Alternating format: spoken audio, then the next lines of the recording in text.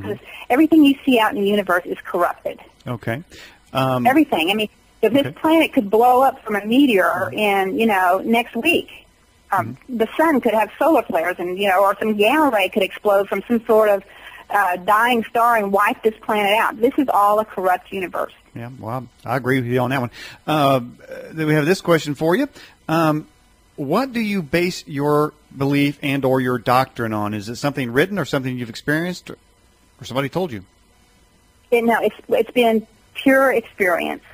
It's been since childhood, having these experiences, talking to these various immortals and also other beings, learning about what the other side is like, learning who they were, and eventually sort of coming to the point where I started to sort of teach it a little bit in workshops. It started back in the 80s. I had a bookstore and a newspaper, and in the back of the bookstore I had like a little workshop area, and I would start teaching about some of this.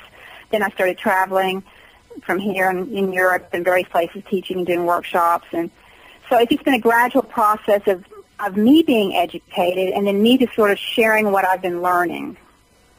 Okay. So do you feel like you then as a learned individual, probably you have some more to learn then? And as you learn more, you're going to, is that right?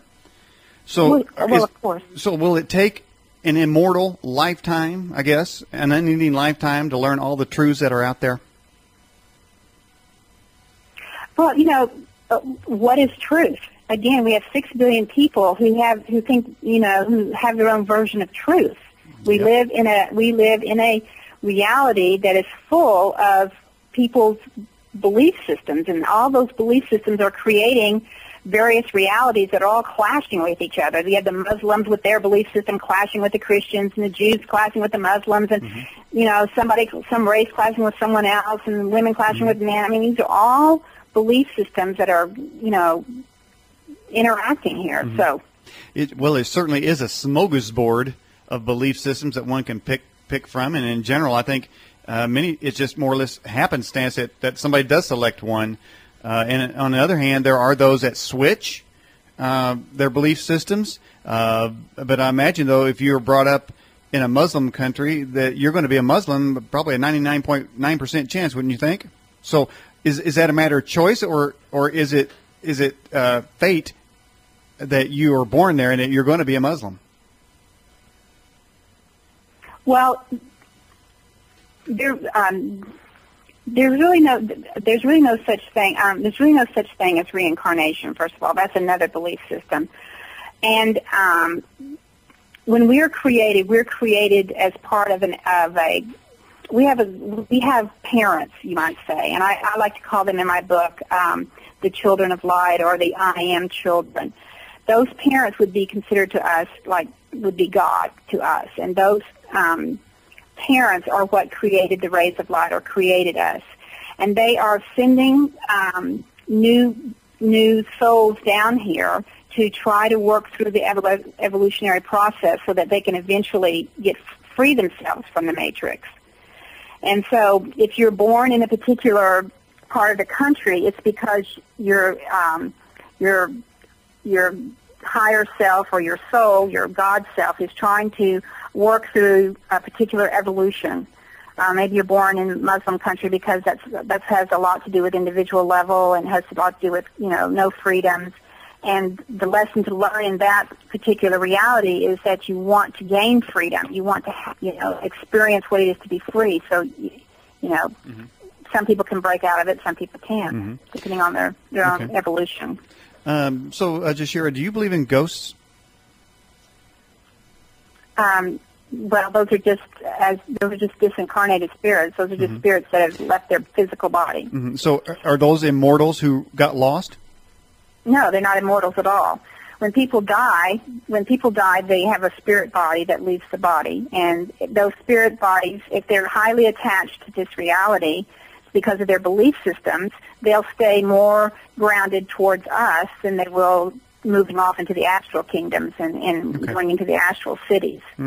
Oh, they're cities. Those are people that have had such a attachment to this reality, to their physical life, that they just didn't leave. They're hanging around. Well, let me ask you something then. Maybe I was heading down the wrong path when I heard that some of the Muslim terrorists believe that if they blow themselves up and kill a bunch of other people with them, that they would go to a heavenly place where they get 20 or 30 virgins and all the wine they can drink. And I thought to myself, that's got to be the most ridiculous belief system I've ever heard.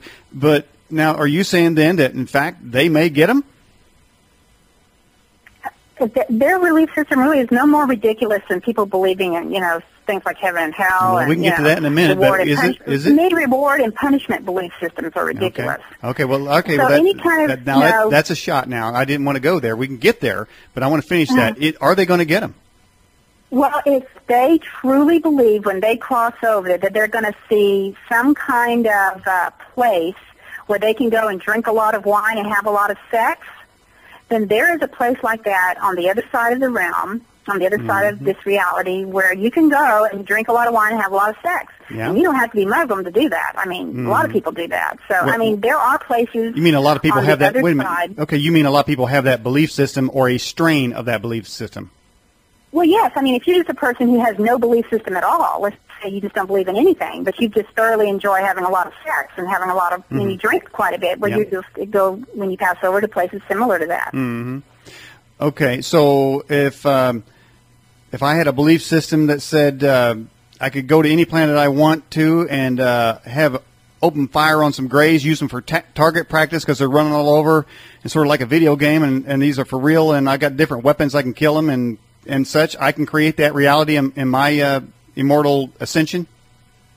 Well, that has nothing to do with immortals, and it has nothing to do with ascension. We're talking about two different things. You're just talking about normal people with normal seductions and addictions dying. Okay, I'm just saying, if my belief system, though, if I had a belief system that on the other side, when I go to the other side, that I can have a planet that I can go to and take target practice with some grays, like shooting them in their big black eye or something.